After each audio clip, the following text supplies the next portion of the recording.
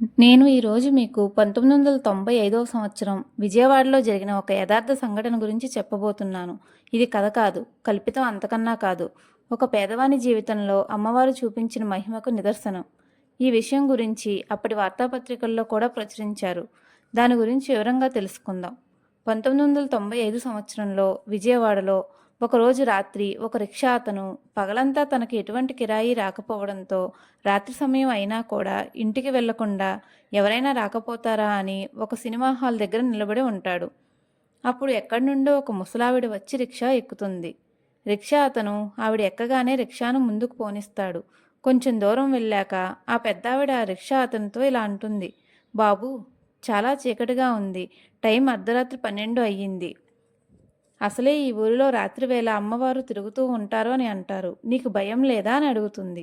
దానికి ఆ రిక్షా అతను గట్టిగా ఒక నవ్వు నవ్వుతాడు. ఏ బాబు, ఎందుకలా నవ్వావు అని అడుగుతుంది పెద్దావిడ. ఏం లేదమ్మా, తల్లిని చూసి బిడ్డలు ఎక్కడైనా భయపడతారా? అమ్మ తన బిడ్డల్ని ఎందుకు భయపెడుతుంది అని అంటాడు. ఇలా మాట్లాడుకుంటూ కనకదుర్గ అమ్మవారి గుడి వరకు వస్తారు. అప్పుడు ఆ రిక్షా అతను, అమ్మా, మీరు ఇంతకీ ఎక్కడికి వెళ్ళాలో చెప్పలేదు అని అంటాడు. వెనక నుండి సమాధానం రాకపోయేటప్పటికీ వెనకకు తిరిగి చూస్తాడు. ఆ పెద్దావిడ రిక్షాలో లేదు. అతను కంగారుగా అటు ఇటూ చూస్తాడు. ఆ ముసలావిడ గుడి మెట్లు ఎక్కుతూ కనిపిస్తుంది. అప్పుడు రిక్షా అతను గట్టిగా అమ్మ అని పిలుస్తాడు. ఆ పిలుపుకి ఆ పెద్దావిడ వెనకకు తిరిగి చూస్తుంది. ఏమిటమ్మా, నాకు డబ్బులు ఇవ్వకుండానే వెళ్ళిపోతున్నారు అని అంటాడు.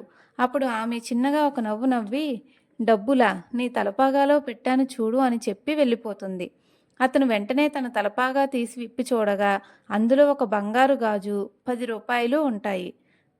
అతను మరలా చూసేటప్పటికీ ఆ పెద్దావిడ చుట్టుపక్కల ఎక్కడా కనిపించదు. ఈ విషయాన్ని తెల్లవారుగానే అందరితోనూ చెప్తాడు. అందరూ కలిసి గుడిలోకి వెళ్ళి అక్కడ వాళ్ళతో జరిగిందంతా చెబుతారు. వారు ఆ బంగారు గాజును పరిశీలించి అది అమ్మవారే ఇచ్చారు అని నిర్ధారణకు వస్తారు.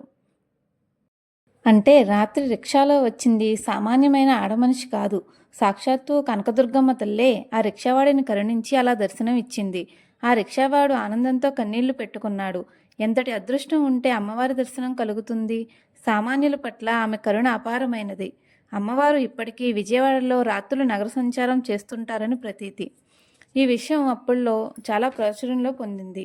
నా వీడియో కనుక మీకు నచ్చినట్లయితే ప్లీజ్ లైక్ చేసి షేర్ అండ్ సబ్స్క్రైబ్ చేయండి. Thank you.